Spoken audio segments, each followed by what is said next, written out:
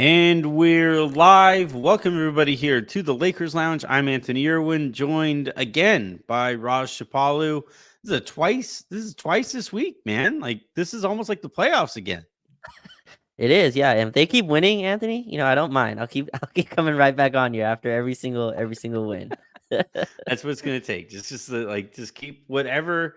You know what? I'm not gonna lie. I was that kind of superstitious when I was when I was doing sports too, Right. and playing golf and stuff. Like it reached a point where yeah, it became borderline unhealthy. I remember one time, when I was playing in high school, Hmm. uh, the armbands, especially like up in like the forearm area, were popular back then, right? I Sure. typically did not wear anything, right? Did not wear in terms of armbands. I did wear clothes, but I did not wear armbands out there on the court or any kind of extra stuff. And then I saw like Allen Iverson rocking it. It's like, man, that looks clean. That looks really cool. So I tried it one game and missed my like first three pointers. Okay. Hucked, like grabbed the thing off of my forearm and hucked it into the stands or whatever. And then immediately started making threes again. So it was like I just like stopped wearing them. Like that was it. Yeah. That was all the proof I needed. I never did it ever again.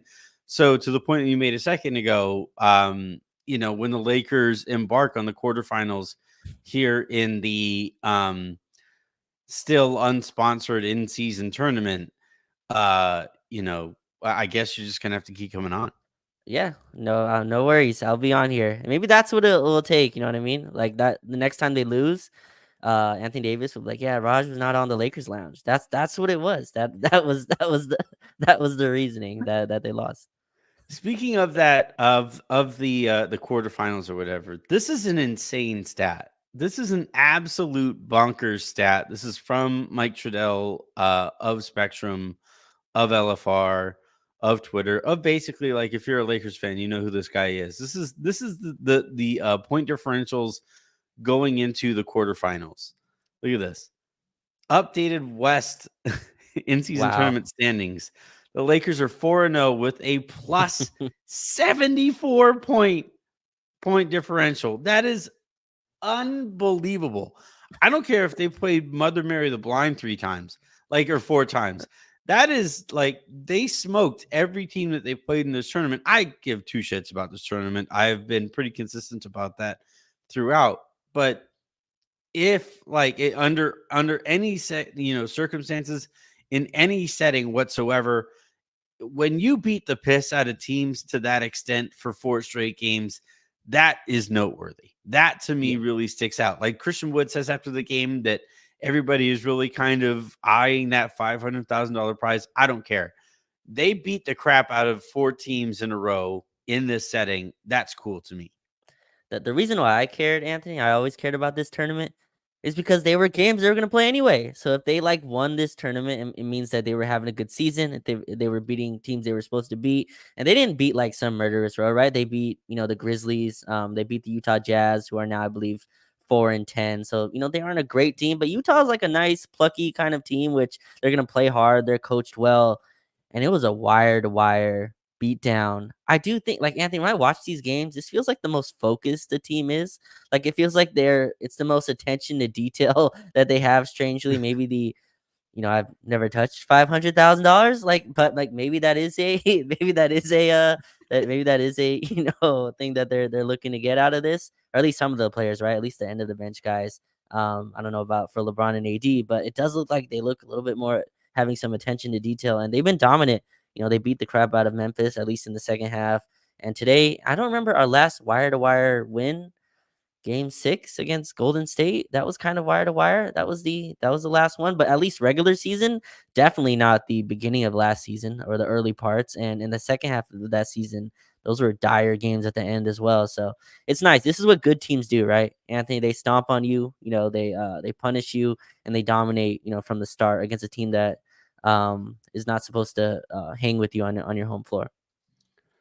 Yeah, this was we talked about this before we went live. This was a wire to wire win. The Lakers Hmm. right from the get-go here took it right to the Utah Jazz. This was never close.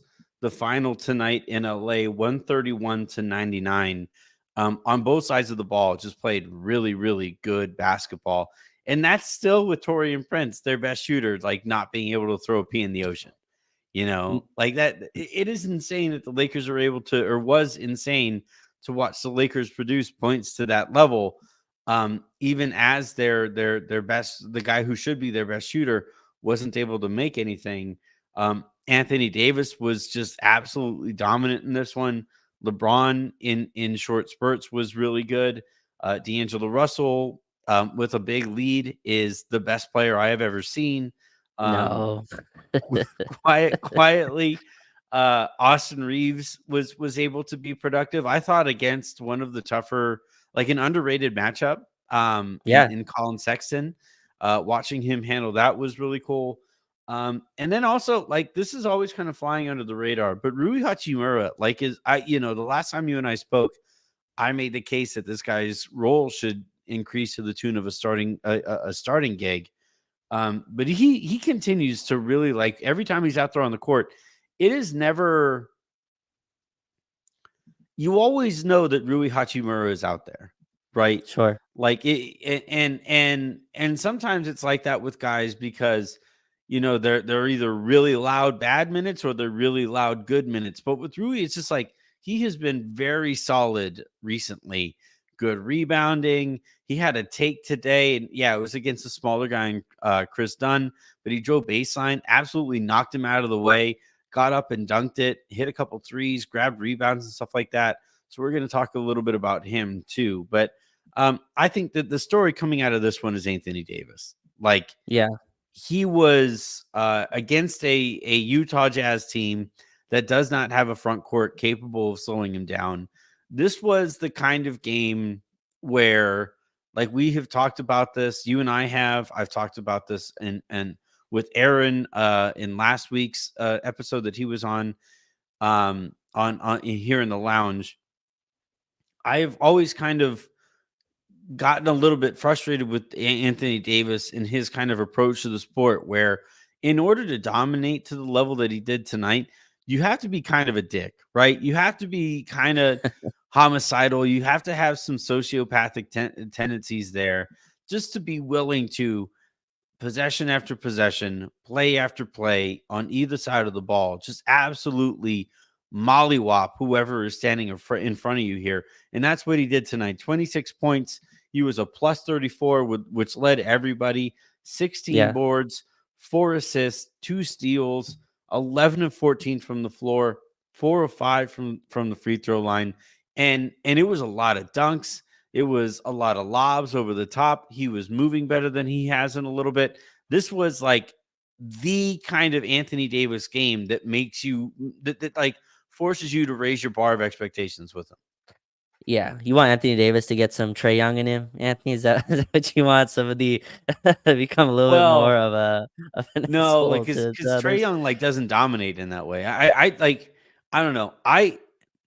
Shaq was always, and this is the example I used with, was it you or Aaron, where like Dikembe Mutombo is legitimately one of the nicest people to ever play in the Mhm. NBA. A legitimate credit to society, has really helped, his native homeland with all kinds of charitable endeavors. Everybody who talks to him says like this guy's a saint, all that stuff. Shaq didn't give a single fuck. He was just going to stick his elbow in his chest, stick his elbow in his face, and just dominate him and for the entirety of that series. And that was, by the way, when Dikembe Mutombo was winning Defensive Player of the Year awards. Right. Shaq was doing that to him. And I just think you have to be like, there has to be something kind of sort of wrong upstairs Well, to be like willing to do that. And I think like tonight AD like showed that kind of consistent physicality, well, consistent dominance in ways that I would really like to see more moving forward. Well, it's like the nastiness, right? Kind of like shove Yeah. guys out, go get offensive rebounds. He has shown that. I think in the regular season he does that a little less, but in the playoffs, I mean, I remember, against Phoenix, there were some possessions like that in the bubble against Houston. He had a bunch of those. I love the like dust up with Desmond Bain 3 nights ago, whenever that was, where Yeah. they had the little where D'Angelo kind of shoved him off. But I think with Anthony Davis, you always see it with the offensive rebounds. And to me, Anthony, like, we were doing this 5-out stuff, and that was really trying to get our guards going and also working, like having Taurean Prince as well as another high volume 3-point shooter. But I loved, again, this is the second night in a row where we like made a concerted effort to really throw him the ball. I think he had more lobs tonight than he's had this season. He had one Yeah. lob, I think I said live, where it looked like the Wembanyama lob where they were fronting him. And that's what teams do when they're undersized, right? Utah really, with Walker Kessler out, it's John Collins inside. It's Lauri Markkanen on switches. Like, they have no shot. And Utah doesn't really like to double. They like to really play more straight up. And they were able to really dominate him. I thought LeBron threw him a bunch of nice ones. D'Angelo on pick and rolls with AD was throwing him, bounce passes. And I think that's how AD gets going. You could see, like, to me, and Shaq always says this, right? Like, if you want your bigs to do all the dirty work, you gotta feed the big dog, right? And we don't really think of Anthony Davis in that way, but like, I think he's also a guy that likes to be in rhythm, likes to feel the basketball. Anthony, he saw some like jump hooks go down, and all of a sudden that free throw line mid-range jumper looks cash. Like, he nailed that Hmm. one off the pick and roll. And yeah, these last 2 games have been, great for him. And I just hope this is something we keep. I know the pick and roll basketball is there, but I still like we leave a lot of points on the board when we don't just give him the ball when he has a matchup, especially in transition. You see he'll run the floor, seal, and then like Torian will take a transition three. I'm like, no, you got to throw it. Like, if he runs the Yeah. floor and he seals his man, you have to get him the ball or else he won't run the next time. And this is not just Torian, right? I'm not trying to pick on him. D'Lo does this as well. He also We'll takes be doing that transition threes. later. There's a lot of show left for that. There's more than enough meat on the bone for that one.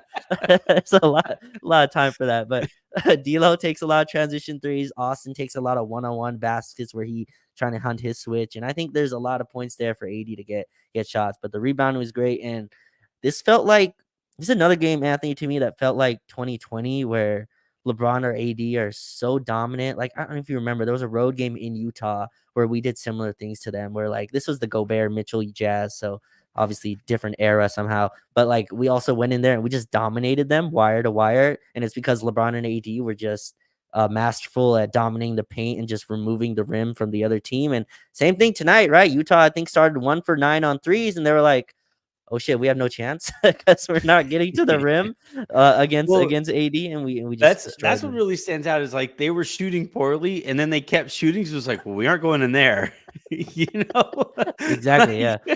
like please go down because there's nothing available down there. Um, it is funny. So he played against, obviously, it's a very different front court going from Rudy Gobert to Hmm. Thor's like fat son who like hopes to take over the family business and Kelly Olynyk. But like Wasn't there a fat Thor? I feel like I've seen a there fat is. Thor. So there's like there was a fat Thor in the Avengers, but like tell Okay. me Kelly Olynyk doesn't look like Thor's like underachieving son who like wants to take over the business for just nepotistic reasons. Like that's just like that's all he is. And so he even has like,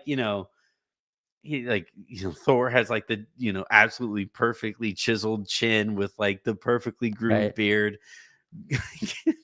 Kelly Olynyk's is like a little thin coming in there. It's like this like lazy little goatee. But anyway, so um he's playing against Olynyk, who like historically, if you are really taking it to him, will eventually make like some kind of a cheap play that puts you in some dangerous spots, right? And Hmm. it made me nervous all game here tonight as the Lakers were embarrassing Utah. That like, oh god, it's like, you know, like let's get him off of the court when I see Olynyk out there because you don't really need him anymore. But like Yeah. one thing that AD was doing, and this to me is like kind of one of the things that made me think, wow, he's really moving really well, was he was not like he wouldn't let Olynyk lean up on him, right? And every time he started to feel Olynyk lean up on him, he did that spin for the backdoor lob that he was getting. He got that a couple times on him, and when you're spinning, anybody who has ever had any kind of a groin injury, any kind of like twisting with your hips is just like super painful. And the Sure. fact that AD was just, rotating off of that pressure, and spinning into that back cut, to me, signaled that he really trusted that hip and that groin thing that has been plaguing him the last couple weeks or the last week or so. So that was really cool to see. And you know, I the offensive rebounds, he grabs 5 tonight. He grabbed 11 defensive rebounds, but he grabbed 5 Mhm. offensive rebounds. And the Lakers, let's see, we've made this point in the past where if they out rebound the other team, they're basically just going to win. They win the rebound battle tonight, 52-42 against Mm. the Jazz tonight. And I just think like when AD specifically is getting on the offensive boards and doing so productively and not just like as a means to not have to run back in transition on defense. Like when he's doing that and he's like still keeping those possessions alive, um, like it's gonna help your shooters, it's gonna help him, it's gonna help, like it just helps all over the court. And these are the kinds of games again that like when he plays like this, the Lakers win, period. Yeah. Like when he plays Exact like this, it is just over. No team is beating the Lakers when he plays like this. Exactly, especially when you're getting LeBron, playing this well. It's funny, Anthony Davis gets 0 blocks tonight, and I believe this is his first game this season where he gets no blocks, if I have that correct. But Mhm. that does not tell the story because Utah just did not want to go inside on him at all. And I thought, Yeah, he changed a bunch of shots as well.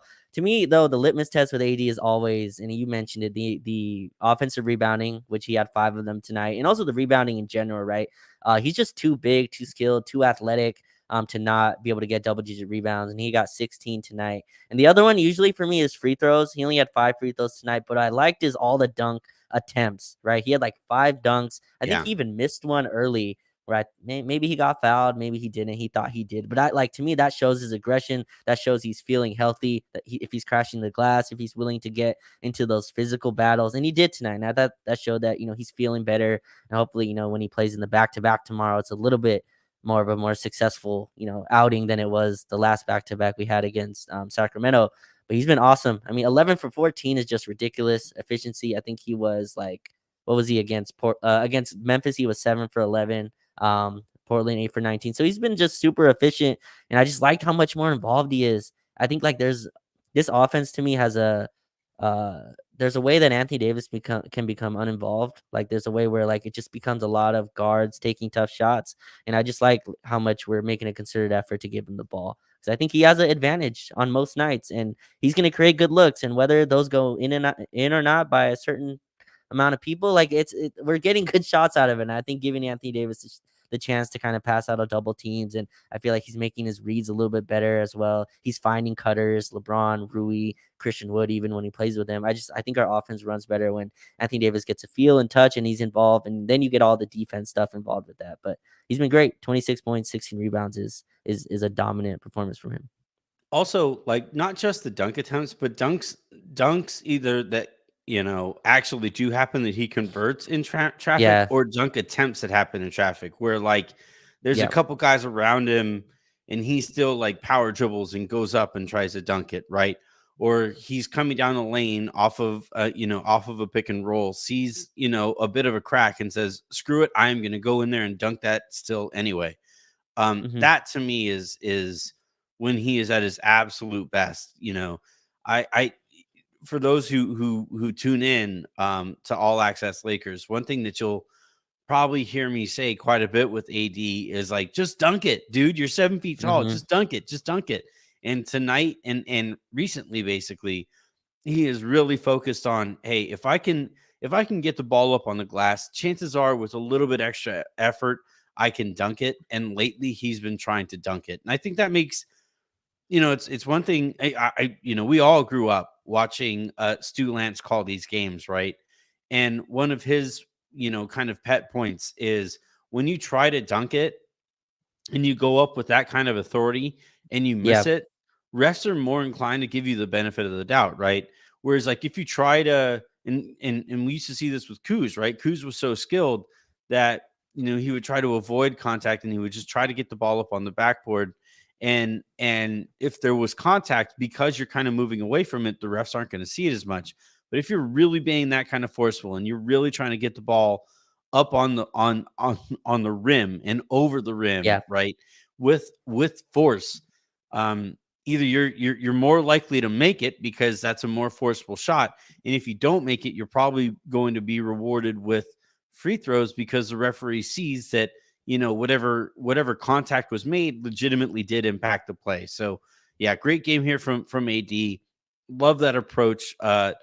And I really do hope that he's able to continue it better than he did the last time we saw him sit the entirety of a fourth quarter, before the Lakers played the second night of a back-to-back. Yeah. Yeah. Real quick on AD, like Mhm. I think tomorrow too is a great opportunity, Anthony. Like I think Utah and whoever we played previously, I think it was Portland. Like those are teams that Ayton can kind of guard him a little bit better than most. But I think like he has a sizable matchup tomorrow too, right? You have Derek Lively, a rookie center who's probably going to get the Mhm. opportunity on him. Like I think that's another game again where if you establish him inside, I'm not saying like run every play through him, but just I think if you at least establish him inside, it makes the game easier for everyone else, right? Saw the ball pop tonight, and I don't think that's an accident. When AD gets 8 or 10 points early, I think that just opens the floor for everyone else. So hopefully that continues, like you said, tomorrow against Dallas. Yep. All right. Today's show, by the way, brought to you by Sleeper. Use that Sleeper app. Get up to $100 back in a deposit match with your first deposit if you use the promo code LA Lounge. Again, Sleeper is a fantasy sports and real money gaming app focused on bringing people together through sports and gaming. Sleeper has become the fastest organically growing fantasy platform in the world with over 5 million active users in 2022, while earning some of the highest levels of engagement per user in the industry. At Sleeper, it's not just about sports, it's about building personal connections and lasting memories. Sleeper Picks is our real money product that connects friends over picks. Choose 2 to 8 of your favorite players from pregame, live, or even across different sports. Pick more or less than the predicted stats. And on Sleeper, you can get up to 100 times payouts, depending on the way that you combine those picks. Share with your friends and get rewarded together. Again, you can follow me on there at Anthony Irwin LA. Again, you have on any given night, and especially as we get deeper into this in-season tournaments, if you basically selected any of the stats and said they were going to get more than in the Indiana Atlanta game, you're probably walking away richer than you did when you woke up this morning. So again, that is a Sleeper app. Use that promo code LA Lounge. Get up to $100 back in your first deposit match. Terms and conditions apply. See rules for details. And yeah, join me on there at Anthony Irwin LA. Next guy I want to talk about here, somehow he's going to fly under the radar, which I think is usually impossible. But LeBron in this one, 6 of 10 from the field, 17 points, 7 boards, 9 assists, was a plus 14, only played 24 minutes. And he has a real pep in his step right now. Yeah. And the conversation that I had with Harrison earlier today, right? The name of the show was, are the Lakers fun to watch, or have you had fun watching the Lakers this year, right? Which kind of sort of denotes a little bit of frustration potentially, right? Because that is a conversation. There's two sides of it. Sure. And I think, there have been some aspects of this season that I could see LeBron being a little frustrated with, right? Like Taurean, how many times am I going to throw that skip pass to you and you're just going to miss a wide open shot? But he seems so like bouncy out there, right? When was the last time that you saw him catch the ball, blow by a closeout, and have somebody in the key just say nope? Not even like and by the way, like Agbaji, the guy who made that decision, like is a pretty good defensive player. But even he was just like, he saw LeBron driving into the paint, was just like, nah, we're good here, Yeah. and when I see LeBron playing with that kind of force, and you combine that with what he's doing shooting the ball, and at this point, like I'm not saying he's going to shoot like this all season, but the data sample is getting bigger and bigger It is. and bigger. So that combination of the way that he's playing with force and being able to get downhill, and the way that he's shooting the basketball, and it's just I know that the take on like holy shit he's doing this at whatever 39 or 38 Mhm. years old, about to turn 39 in year 21, that's like an old take, but to me like the actual practical application of the way that he's shooting and how he's using it as a weapon has been so fascinating to watch because teams have no choice but to back off of him. But if they are, he's pulling with confidence from everywhere on the court. And I legitimately don't know what you do with him if he's shooting like this.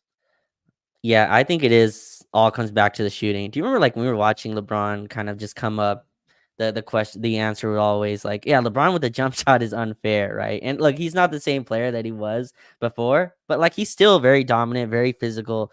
And to me, Anthony, it just comes down to if he can hit jump shots, it just changes everything. And he looks in such control, like where he's reading like in the past year, in at least last season, his jumper was so off that like he always had to kind of attack the paint, right? Or he was shooting at such an inefficient level. But tonight again, 3 for 5 from three. I think he had 5 threes the other night, 3 threes in Portland. The jumper looks legit, and I don't think it's just going in. Like I think like the arc looks better, his footwork looks better. He looks more confident in it.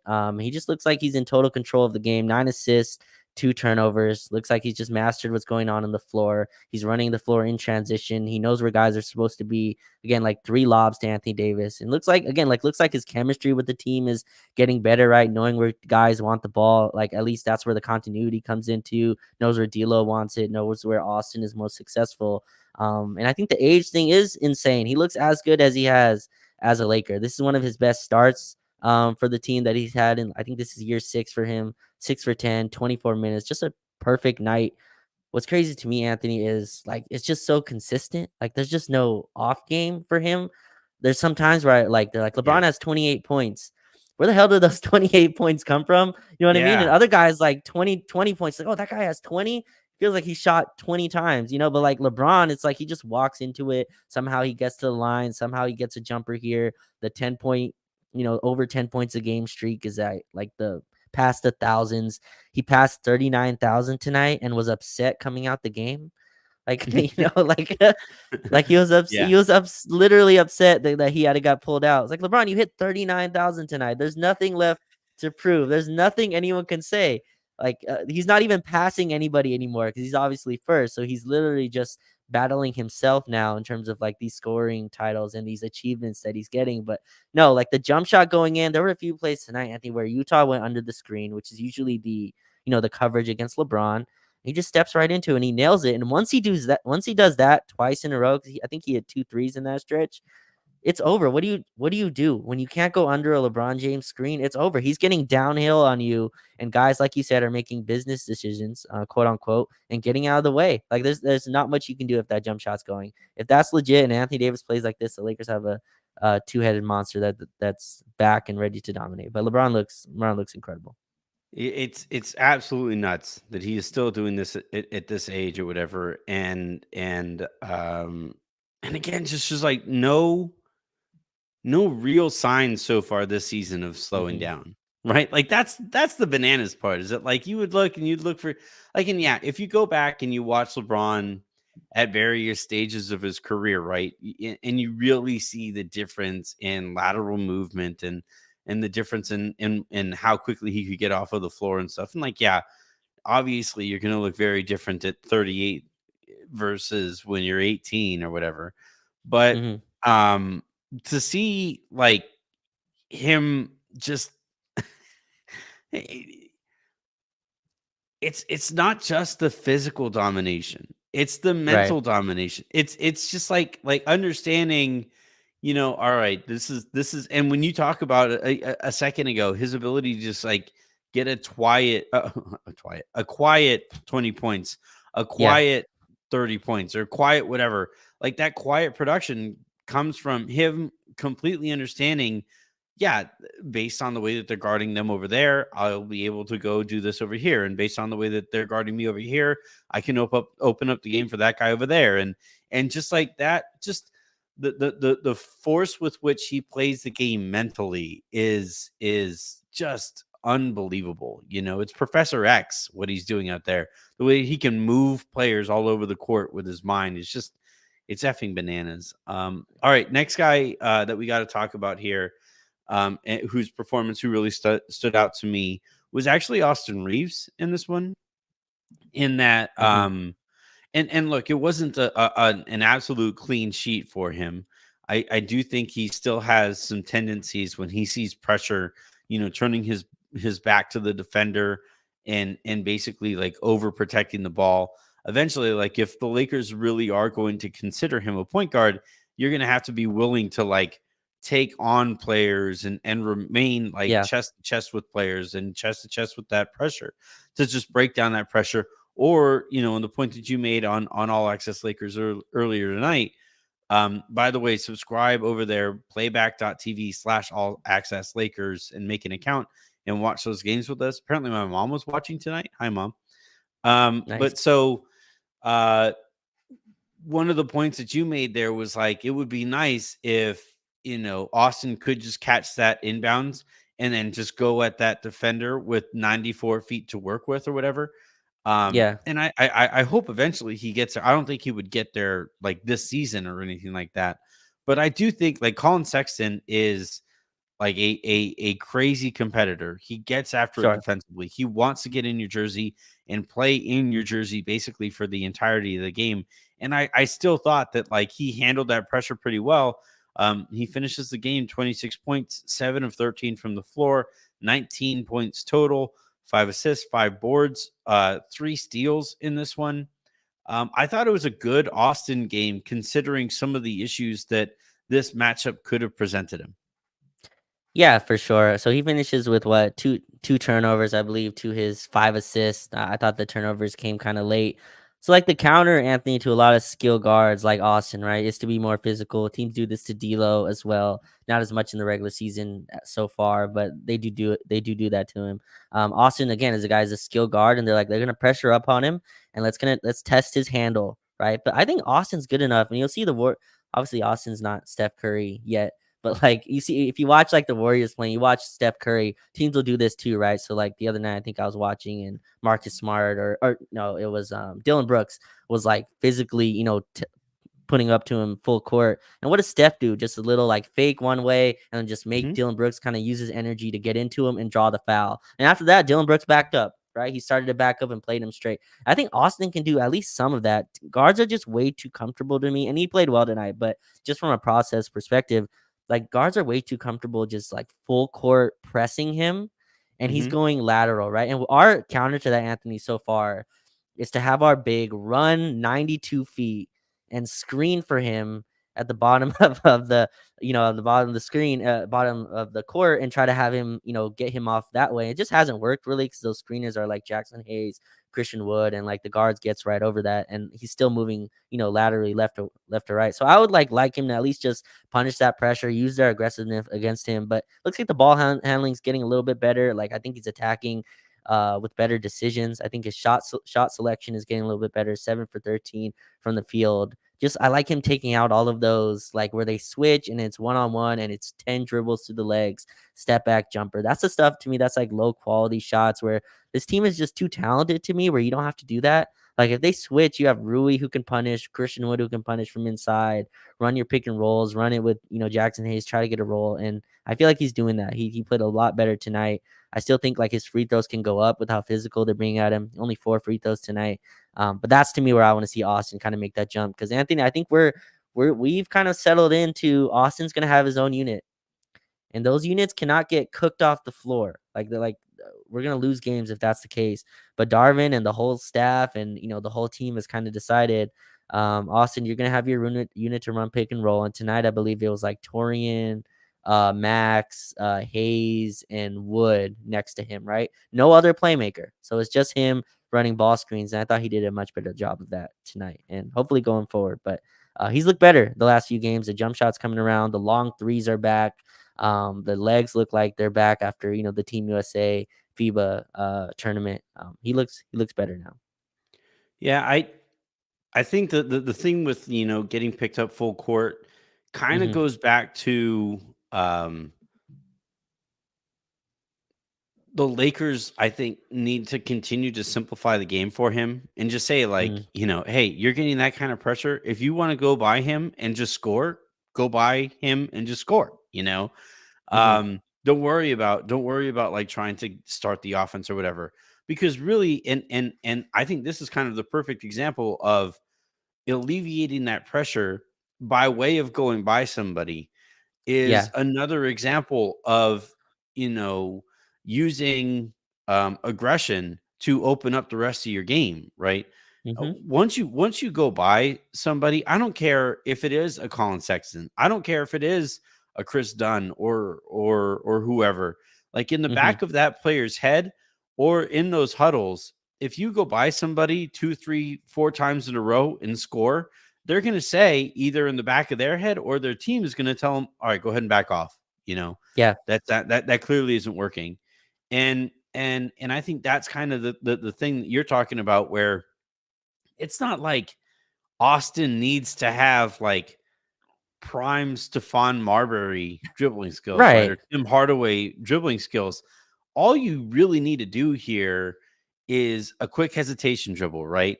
An in and out, or even like one thing that I really like watching guards do is actually a couple jab steps, like 94 feet from the basket, right? Where Mm. like it's just like a quick jab to give yourself a little bit of space, and there you can attack the whatever shoulder that you feel like attacking. He likes setting everything up with going behind the back. You can't quite do that far in the back, because No. usually, like, if you're setting stuff up, you going by going behind the back, it's a very lateral move, and it Yeah. and usually if you go behind the back and you go to a cross, it usually winds up being more of like a pullback cross than it is an Mm-hmm. attacking cross. But like, he's a good enough ball handler here, and it's the easiest play to really make. Just a quick hesitation, and a jab and go kind of thing. And if you get a shoulder on that player, and that creates a 5-on-4 opportunity going the other way, keep on going, and Yeah. allow that pressure to continue to um, carry that momentum forward into really creating an advantage for your team. Those are the kinds of things that, especially when he plays in that second unit where he's the only creator, that is a very natural way to allow yourself to create, is to turn that pressure that far away from the basket into a real opportunity. Yeah, and I thought you made a good point as well on playback, where you said he's turning his back a lot, right? And that's when Yeah. you're not comfortable with the pressure when you're kind of turning your back. But yeah, like I mean, he was a point guard in college, and like you said, you don't have to be Kyrie with the handles to kind of get the pressure off you. And I also think like this plays into, I think the Lakers, at least that unit, should play with a little bit more pace. It's a little too slow, Anthony. It's a lot of half court basketball, right? And a lot of that is with like Christian Wood in the corner. And then we have one big on the floor. So Jackson Hayes usually coming and set the screen up. There's just no rim pressure. Austin doesn't get to the rim enough. Sometimes D'Lo, when he's in those units, they just don't get to the basket. I think D'Lo got like 5 free throws tonight. Yeah, 5 free throws, 3 for 5. But Yeah. those guards just don't get to the rim enough to me. And our rim pressure is kind of living off LeBron and AD getting to the basket. But that's where I want to see Austin kind of improve. And again, I think this is a new role for him, kind of this on ball, like creator, pick and roll kind of Mastro that they're trying to put him in, this kind of box they're trying to put him in. So it's an adjustment, but I think like coming off the bench has helped him. It's obviously, like you said, simplified the game a little bit, where he doesn't have to share ball handling duties with D'Lo. LeBron's kind of more off the ball even when they play together in those second quarter units. So I think he is getting more comfortable. But yeah, like guard shit, like Skylar Mays, respect Skylar Mays. He's a slow guard. Like that's his game. He's Yeah. moving in slow motion. He's picking up Austin Anthony full court. Like you Yeah. kind of blow by that guy. There's no way that guy should. He's not. That's not Drew Holiday picking. Drew Holiday picks you up full court. Someone else come get the ball. Like like that's Yeah. fine. Right. But like Skylar May should not pick you up full court, and that's the stuff I think like teams are getting too comfortable being able to do that for sure. Yeah. Couple real quick ones here before we move to macro, because there's some cool stuff Mm, happening in the macro sense here too. But really quickly, yeah. Rui Hachimura, I mentioned him earlier in the show, has quietly played really solid basketball Yeah. of late, and this is coming at a time where I don't see. This is where it gets kind of tough. This is where I don't really envy Darvin having the gig that he has, right? In that, like, all right, Rui is playing this way. Do you promote him because he's playing that way and Taurean Prince is struggling, or is he playing that way because of the role that he's currently carrying, where basically the second unit can kind of get out of the way for him, and he winds up being kind of a secondary creator, for lack of a better term, where all of his creation winds up coming for himself. Um, I still maintain, and I do kind of wonder if it makes some sense to start him against the Mavericks tonight. By the Mm. time you guys are listening to this on the pod feed, or tomorrow if you guys are watching live, I really continue to wonder if eventually it might make the most sense to start him, especially if and when Cam Reddish and Jared Vanderbilt are healthy together. That allows you to stagger those two and maybe stop playing Taurean Prince as much. But I like even like not even getting to the point where we're talking about potential role here moving forward. I just want to spend a little bit of time on what you think is making Rui Hachimura as successful as he's been. So it's funny. I remember you. I think on the playback as well. You mentioned that Torian should take some Play vacation less. days. Yeah. Yeah. Yeah. Take some Thanksgiving or holiday. Take some holiday Yeah, man. days Spend off. some time with the family, see how everybody's doing there. This time of year is great for that. Yeah.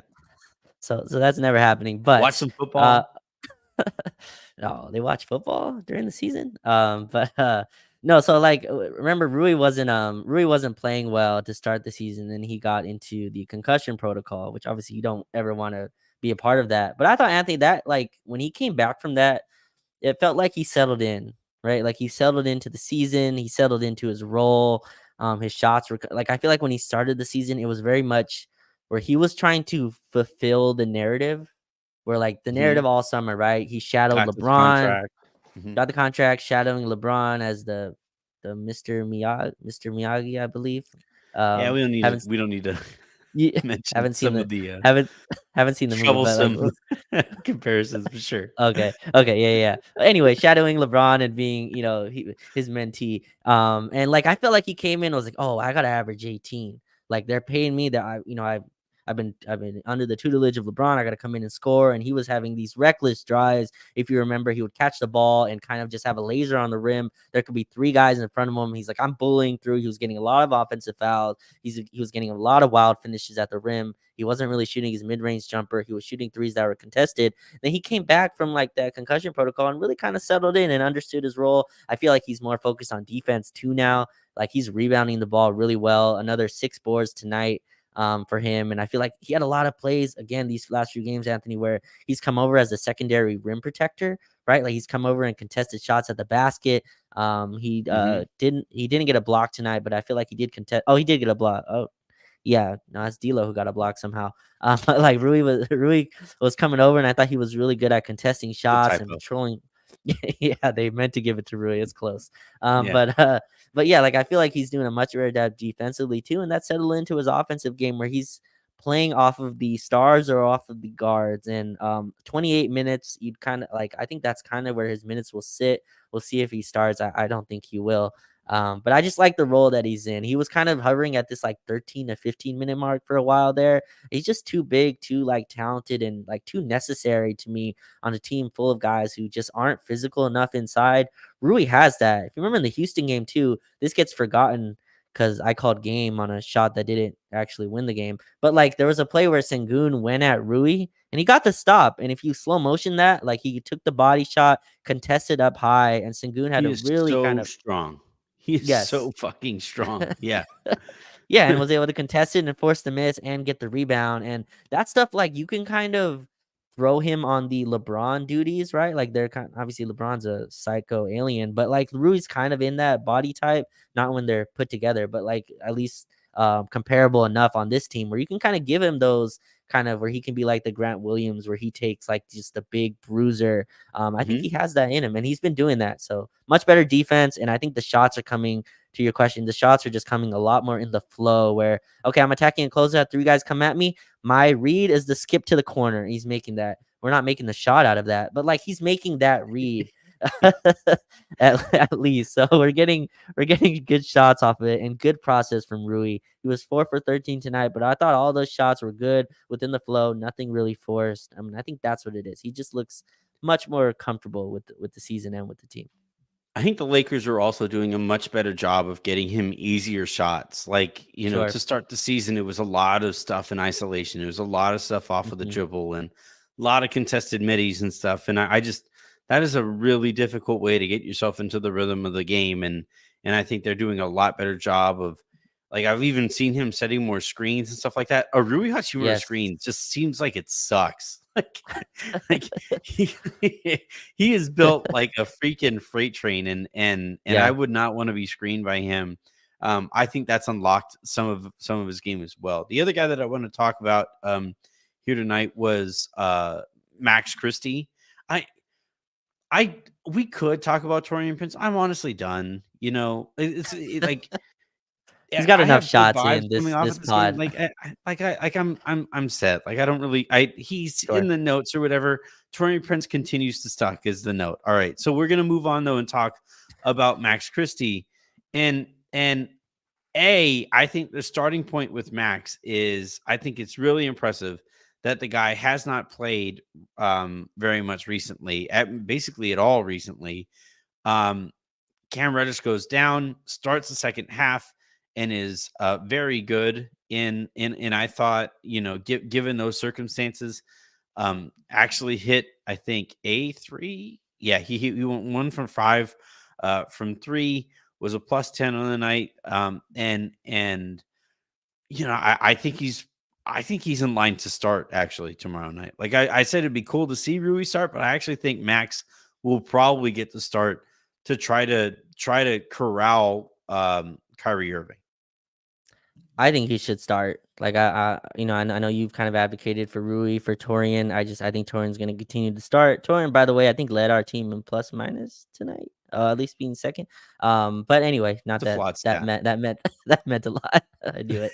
But but with Max though, like what pops off the screen to me, Anthony, is the athleticism. He's one of our most athletic, like just guards or wings on the team, not named Yeah. LeBron James, right? So if you go through that, it goes from like you can Vanderbilt or Max is close. Cam Reddish, I think Max is just a more pure like Cam is a really nice athlete, but Max has a little bit more like athleticism that like he can use off the bounce. He has more juice to him. If that makes sense. Hmm. Like on when he attacks closeouts, there's like a force to it, right? Like he comes off and he's able to get to the rim. He had like a play today where he got it in the corner, took a shot fake, drove, came off and hit a floater at the rim. I was like, floater at the rim. Where has that been for like Yeah. anyone on this team? And that's something that he provides. Like he not only goes to the rim, like he hunts the basket, right? Like he tries to get fouls. There were a couple plays there where I think, like to your point earlier about AD, where if Max goes in trying to murder someone in a basketball terms, like tries to dunk on him, like I think he gets the call there. But and again, I think also he's one of our best point of attack just defenders.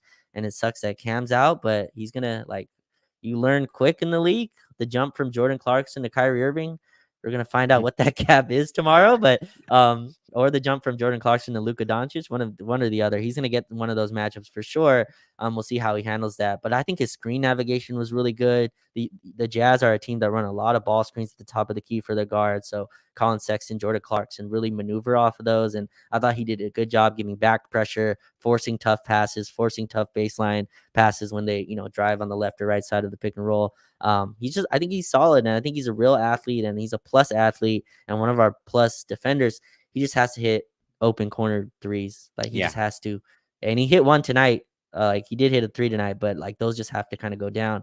But he also likes Anthony. Like he has more to that to his game. Like you could tell when he catches the ball, he wants to come off a pick and roll and shoot the mid range jumper, which he hit one tonight. He wants to like kind of maneuver and put guys in jail. Because I mean, he practices with D'Lo and Austin every day, so I'm sure like that he sees them do it, and like that's something he Spends a wants lot to of do. time in jail. He's like, well, I need to put somebody else there. I spend a lot of time here. This sucks. I want to do it. Exactly. Yeah. So I'm sure like that's definitely been that's definitely seeped into his game. But he is like he's one of our better plus athletes, and hopefully he can fill in for Cam. But I'm excited to see your son, or I always forget what Yep. you call him. Large adult Your son. son, Yep. large adult son. Yes, aren't they all large adults? But like they, but like Only one's he's my son, played. Raj. Uh, that's true. They're all large adults. Only one is my son. You don't have 15 sons on this No, roster. no. This isn't a Dwight Howard situation or a Gary Oh Payton man, situation or a Sean Kemp situation. Like, no, I only have one, one son. that's His fair. name is Max. Well, I guess I have another son named Miles, but I only have Yeah. one NBA son named Max.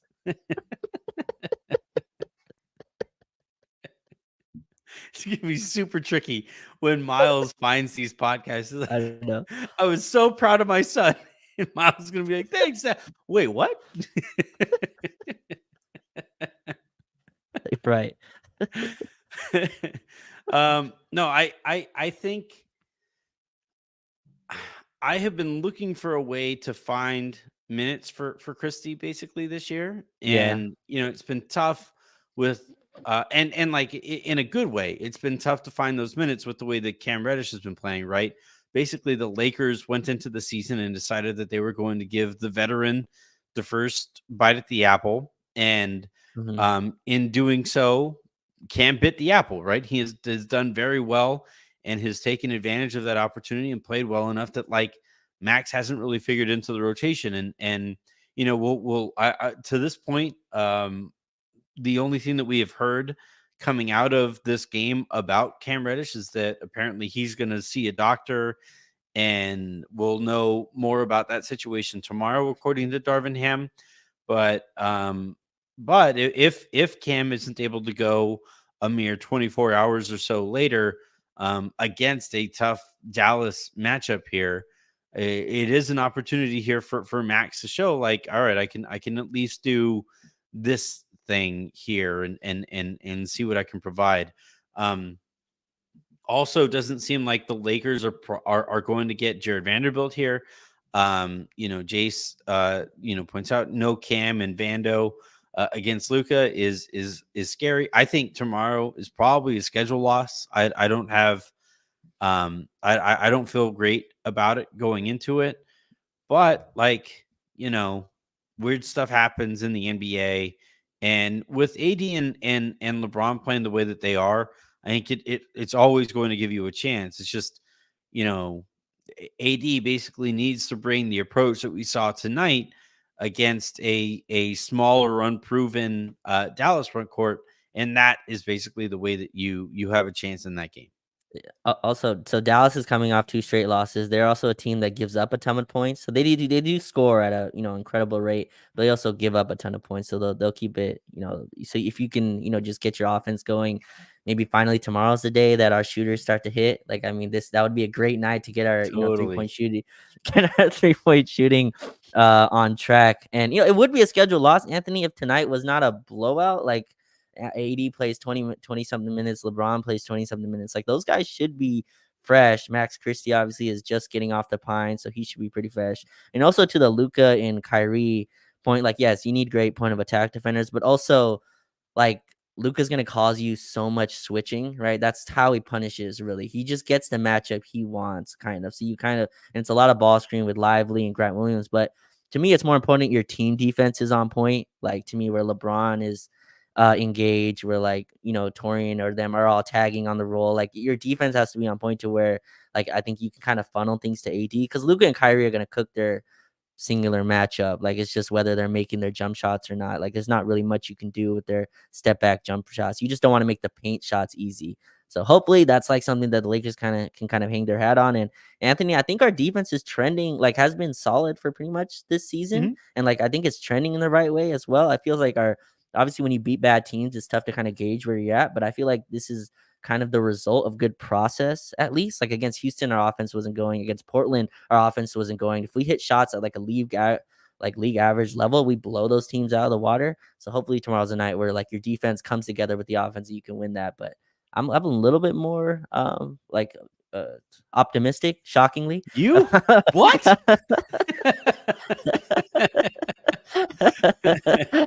Totally. I heard you and I heard you Chuck. and I heard you and Harrison be like, "Is this season fun?" On the, I was like, "Yes, this has been a blast this season."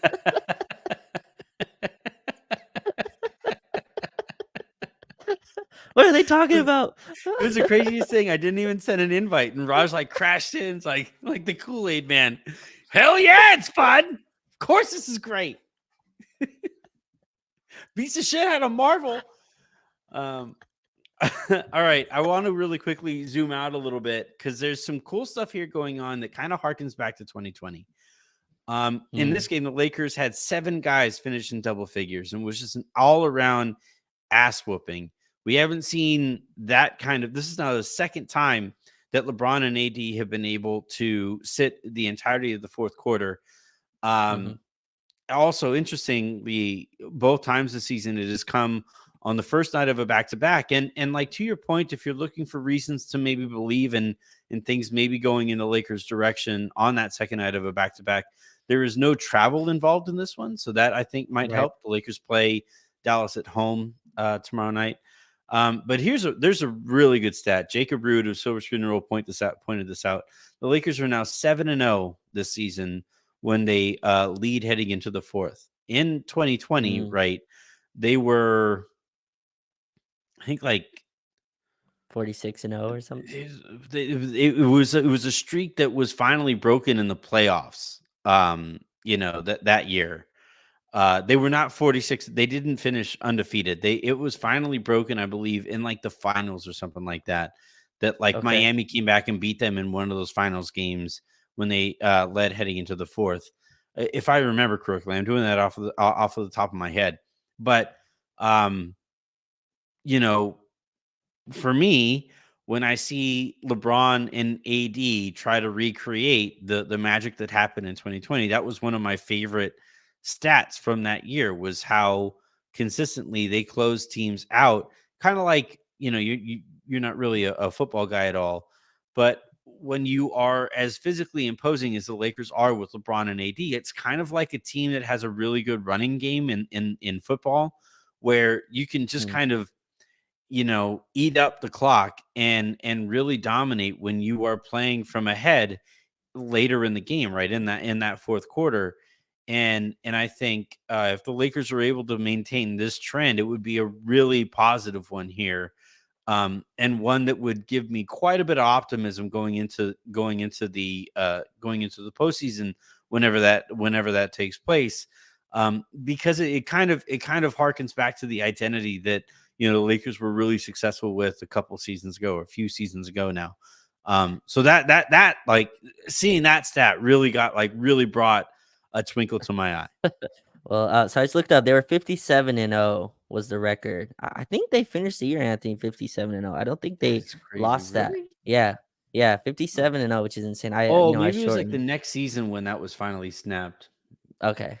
Ooh, Yeah. that next season was a blur. But no, yeah, I think it was 57-0. And yeah, that's a good sign. Again, like I think we've had these last few years, Anthony, have been so much where LeBron was out, AD was playing, AD was out, LeBron was playing, right? So we just didn't get, other than the playoffs, like we just didn't get so many games where both of those guys were dominant at the same time, or usually one was getting their way back from injury and the other one had to carry, right? So much of this where it was just one or the other. And this is where I think the 2020 comp really comes in, because it feels like both of them are kind of playing. I don't want to like jinx it, but like both of them are like playing at the peak of their powers. Like AD's dominating what he does, the inside game, the rebounding, the patrolling the rim. LeBron is being that just all world creator.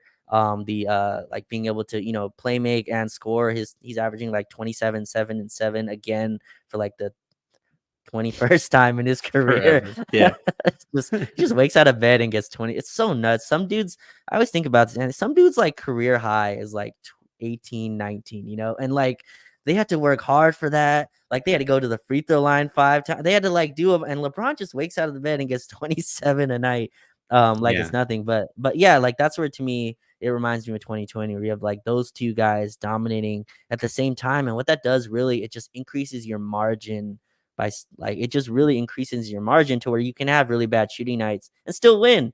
Like if one of LeBron and AD aren't playing and you're not shooting well, you're gonna start the season 2-10. Yeah. That's kind of what's been happening. So it's good to see. Hopefully, that's a positive trend going forward too. All right, that is going to do it here on the Lakers Lounge, coming off of again a dominant performance against the Utah Jazz. The final score, one more time for those of you who have missed it, 131-99.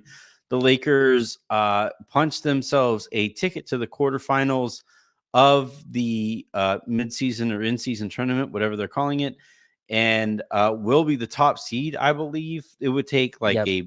a hell of a route for them to be challenged in that regard. Again, plus 74 over their 4 games in tournament play thus far. That is insane. Like, what absolute dominance of this group. A group that, like you're talking about, Raj, like at this point is not as strong as we thought maybe heading into it. You knew Portland Hmm. wasn't going to be very good. You thought Memphis might be okay, but they've been a disaster this season. But you still have Phoenix in that group. Utah was a plucky kind of playoff play-in team potentially last year, even though they've regressed. Like you've thought that these tonight might be competitive. It wasn't. The Lakers absolutely handled them. And 17 dunks in this game for the Lakers, Oof. which is one hell of a stat. Like again, I know that it probably gets old for people, how often I kind of look back at the 2020 team and basically say, like, just recreate that. Like, let's just like do that again. That was fun. Let's just do that again. Yeah. Not 2020, not the year 2020. That sucked. But like that approach to basketball, let's just Right. let's see how close you can get to that approach again. And I think you're starting to see a couple of those signs. I think you're starting Mm. to see a couple things that might point the Lakers in a direction where, in terms of just identity, they are potentially getting back there. And that to me is basically all I could possibly ask for of this team. But Raj, thank you very much for hopping on. Apparently, I'm going to talk to you again tomorrow Yeah. for all access Lakers The best again. thing tonight, Anthony, no trades. You didn't bring up trades once tonight. This is the best Not part. once. There was not once. You didn't I bring mean, I up guess I any can, trades right? tonight. Gabe and No, Taurean no, no, combined. no, no, no, no. It's going so great. There's no matching salary. None of that was brought up tonight. I guess that's true. I won't ruin it. But a Yeah. $19 million play you can get for those two dunks. No, no, no, no. Um, if you liked this kind of banter, if you like Raj and I on the air together, check us out on All Access Lakers. Playback.tv/All Access Lakers is where you can find that. And you know what's funny, Raj? Aaron and I haven't Mm. done a show together on All Access Lakers so far this year. For whatever Oh, reason, there nice. has been That's no true. overlap there. Honestly, it's been great, frankly. But don't tell him I said that. All Um, right. Obviously kidding. Aaron and I will be back tomorrow in the lounge. We're doing his appearance a day early, as Thursday is Thanksgiving, and I will not be recording on that day. We are hosting, so like shit, like breaking away from getting the house ready tomorrow is already going to be difficult enough. I can't even fathom. Hey, babe, do you mind if I just break away from this a little bit? Like, I don't think that would go very well. But Raj, thank you very much. I'll talk to you tomorrow. Everybody, thank you, everybody. Continue to hit that subscribe button here on YouTube, wherever you get your podcast. Subscribe and make an account on All Access Lakers, and we will talk to you guys tomorrow. Hopefully, with Taurean Prince making like 2 threes. Let's 2 threes, Taurean. You got this. You got this, buddy. Please.